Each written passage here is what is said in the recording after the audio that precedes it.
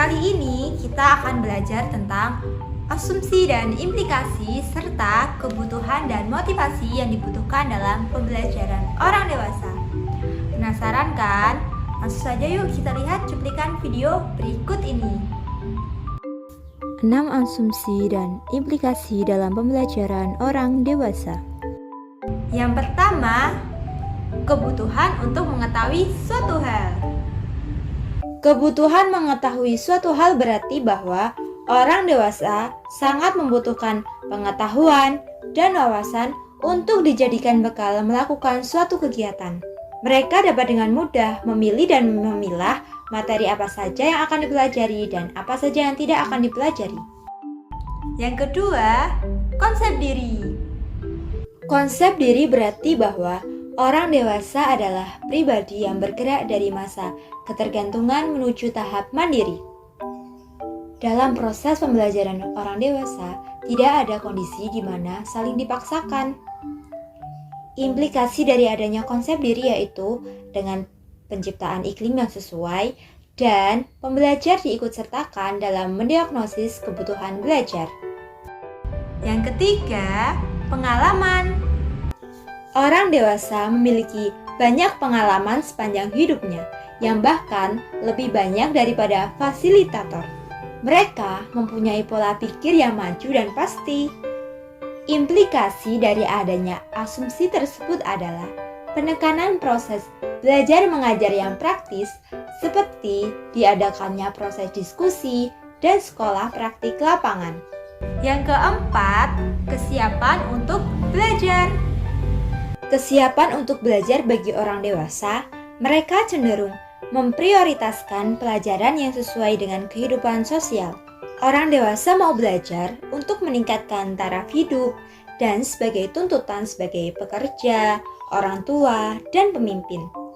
Implikasi dari adanya asumsi adalah dalam penyusunan kurikulum, fasilitator harus menyusun berdasarkan apa yang menjadi prioritas belajar, bukan dari urutan logik mata pelajaran dan kebutuhan kelembagaan. Yang kelima, orientasi untuk belajar. Orientasi untuk belajar mengandung arti bahwa pada orang dewasa dan anak-anak sangat berbeda. Anak-anak cenderung belajar untuk diterapkan kepada masa yang jauh di depan dan tidak bisa diterapkan pada masa sekarang. Sedangkan pada orang dewasa, orientasi belajar mereka adalah pada hal-hal yang bisa diterapkan cepat untuk membantu memecahkan berbagai permasalahan dalam kehidupan sehari-hari. Implikasi dari asumsi tersebut adalah para pendidik orang dewasa bukan sebagai guru, melainkan sebagai pendamping pemberi bantuan bagi orang yang sedang belajar. Yang keenam, motivasi. Orang dewasa cenderung memiliki motivasi dari dalam diri untuk meningkatkan harga diri dan kehidupan yang lebih layak. Tidak hanya itu, orang dewasa juga memerlukan berbagai motivasi dari luar agar mereka semangat bahwa sebenarnya belajar tidak pernah mengenal usia. Kebutuhan dan motivasi yang dibutuhkan dalam pembelajaran orang dewasa. Orang dewasa dalam proses pembelajaran membutuhkan suatu kebutuhan yang harus terpenuhi. Hal itu didasarkan pada teori Maslow, di mana tingkat kebutuhan dibagi menjadi beberapa bagian, dari tingkat rendah sampai tertinggi. Yang pertama adalah kebutuhan fisiologis. Kebutuhan fisiologis merupakan kebutuhan paling dasar yang terjadi secara berulang, seperti makan, minum, udara, pakaian, tempat tinggal, dan lainnya. Yang kedua adalah kebutuhan rasa aman. Misalnya, kebutuhan akan kesehatan, stabilitas, perlindungan, keselamatan diri, bebas rasa takut dan cemas, dan keamanan secara finansial. Yang ketiga, kebutuhan cinta dan kasih sayang. Misalnya, kebutuhan akan rasa cinta dan kasih sayang, dan rasa ingin dimiliki dan memiliki.